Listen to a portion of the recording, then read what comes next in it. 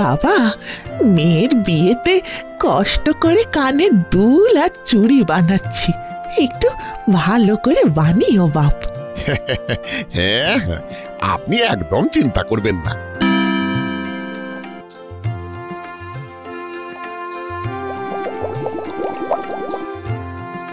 আরে আরে আরে, এ কি? এত খাঁটি সোনা না দিয়ে বেশি করে খাদ মেশা। কিন্তু দাদা, লোকে কষ্ট করে গয়না গড়ায়, তাতে বেশি খাদ দিলে? এত সৎ হলে ব্যবসা চলে না। যা বলছি সেটা কর। এ কাজ আমি করতে পারবো না দাদা। পারবি না যখন, তখন আমার দোকান থেকে বেরো বেরো। তো সততার জন্য আমি আমার ব্যবসার ক্ষতি করব না। যা।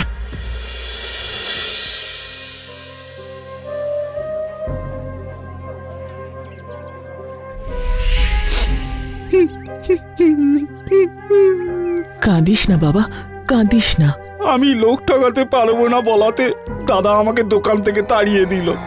আহা, আবার মার কোলে মুখ গুজে কান্না হচ্ছে। ছি ছি, অমন করে বলছো কেন বৌমা? তোমার প্রশ্রয়ে আজও এমন হয়েছে। ব্যবসার লাভ লোকসান কিছু বোঝে না।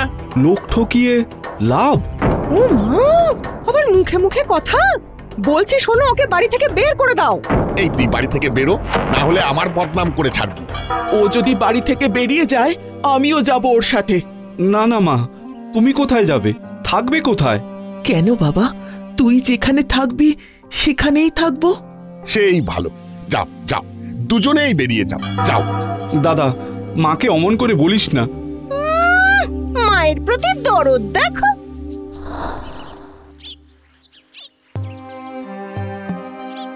মা, খুব কষ্ট হচ্ছে? না না বাবা,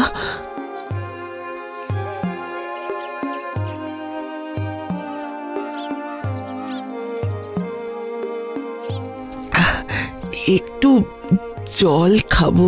আমি দেখছি।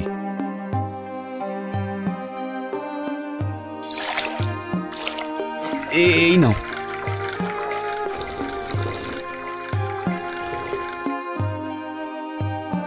চলো, ওই পাহাড়ের নিচে গেলে মাথা গোঁজার কিছু একটা ব্যবস্থা হয়ে যাবে। চল।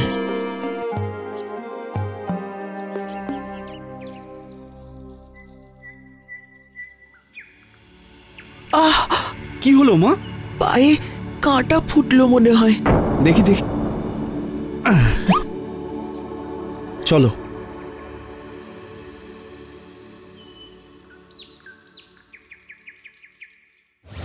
মনে হয় এই দিকটাতে কেউ আসে না। আচ্ছা, তুমি এখানে হেলান দিয়ে বসো, আমি আসছি।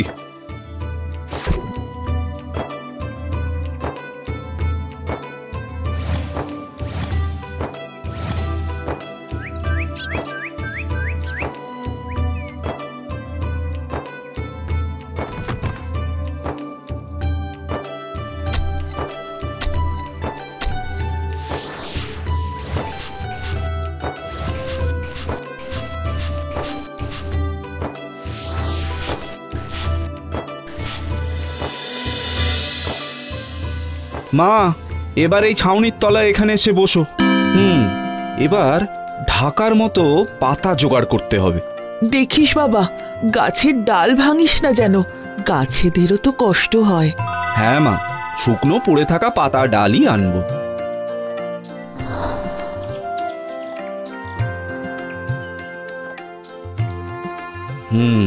কাল থেকে আমি এই পাতা কাঠ কুড়িয়ে হাটে বেচে আসবো। কোনো কালে মনে হয় মানুষ এই পাহাড়ি দেবতাকে প্রতিষ্ঠা করেছিল।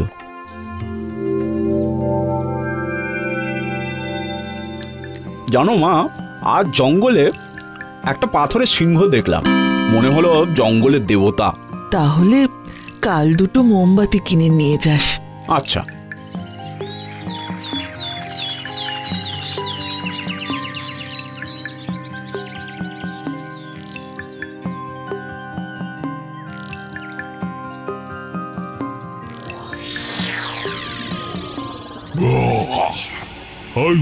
এই জঙ্গলে এসেছিস কেন?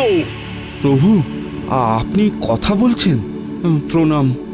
আমরা খুব গরিব, তাই কাঠ বাজারে বিক্রি করি। তুই গাছ কাটিস?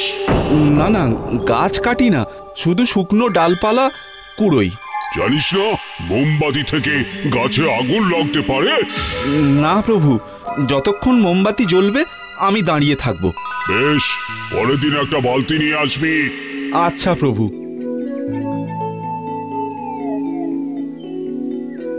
প্রভু, বালতি এনেছি।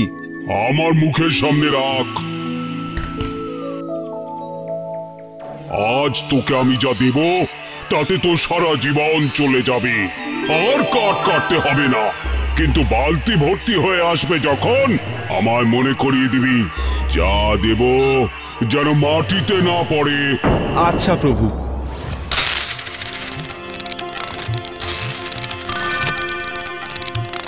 আরে এত, আরে আরে ভর্তি হয়ে গেছে। আরে থামুন থামুন। মা মা মা, শিগগির এসো। কি হলো? আরে দেখো দেখো, সিংহ দেবতা আমাকে সোনা দিয়েছে। তো সোনা? হ্যাঁ মা, এবার একটা ছোট জমি কিনবো, তারপর চাষ করব, বাড়ি বানাবো, আর যা বাকি থাকবে সব গরিবদের দান করব।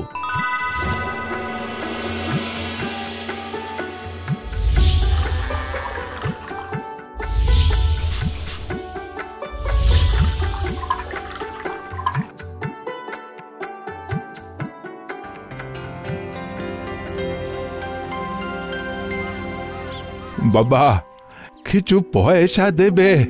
আমার মেয়েটা বড় অসুস্থ।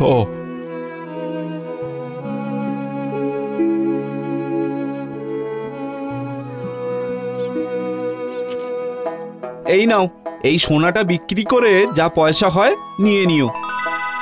ভগবান তোমার ভালো করুক বাবা। 50, 51, 52। ওগো শুনছো? ব্যাস, হিসাবটা পুরো গুলিয়ে দিলে।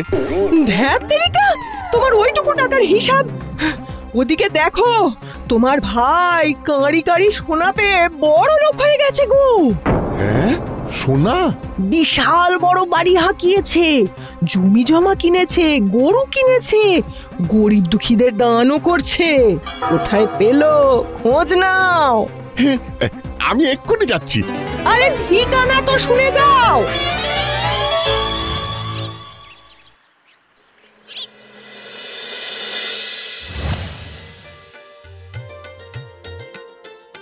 কে? আমি মা, নিলয়। বস, কতদিন পর দেখলাম। এ কি দাদা, তুই? কেমন আছিস? ভালো আছি দাদা, ভালো আছি। এই বলছি যে তা এসব কি করে হলো? ও দাদা, সে এক কাণ্ড। পাহাড়ের উপরে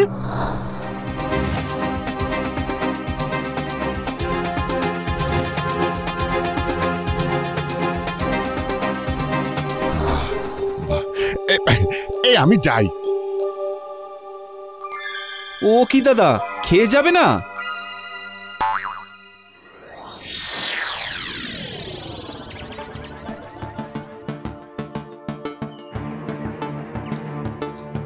প্রভু, প্রভু দেখা দাও, মুখ খোলো, কথা বলো।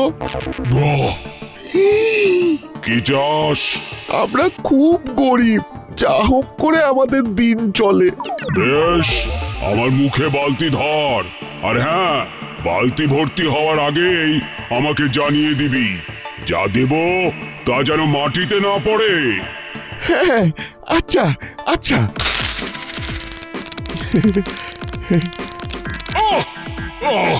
কি হলো প্রভু? গলায় বড় সোনার বাট আটকে গেছে, বের কর। বড় সোনার বাট? হ্যাঁ হ্যাঁ হ্যাঁ, করছি করছি। মাগো মাগো, আরে কি করছো? হাতটা কেটে বেরিয়ে যাবে যে। আরে মোমবাতি আনো, জাগাও সিংহকে।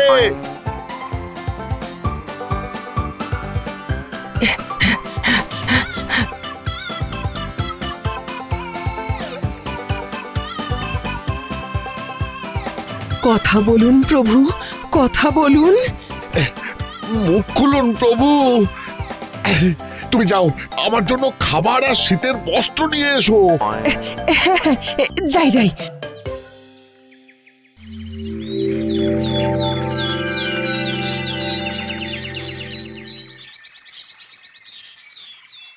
হ্যাঁ গো, দোকান তো বন্ধ, উপার্জনও নেই, বলি চলবে কি করে? ধ্যাত্তেরিকা, আগে তো হাত নিয়ে বাঁচি, তারপর তো দোকান।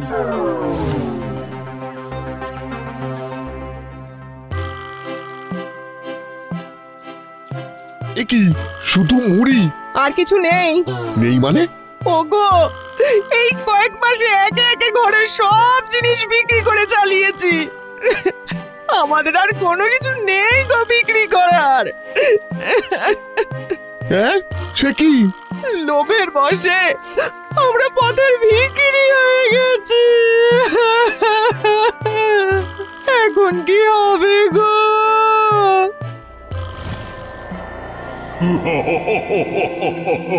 যা যা পলা, আর যেন এই জঙ্গলে তোদের না দেখি।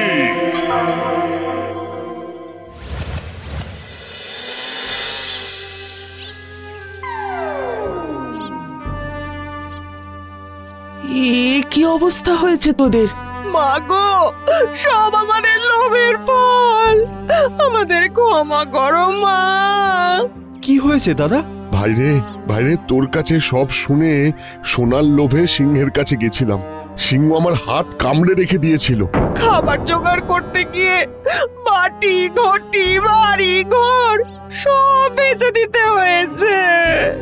এখন আমাদের না আছে আশ্রয়, না আছে খাবার। আশ্রয় নেই মানে? আমার বাড়িতে থাকবি, যেটুকু সোনা এখনো আছে তাই দিয়ে তুই আবার সোনার দোকান করবি। সত্যি, আমরা আবার একসাথে থাকবো। যাক, এবার যেন এই সম্পর্কে আর কোনো খাদ না থাকে।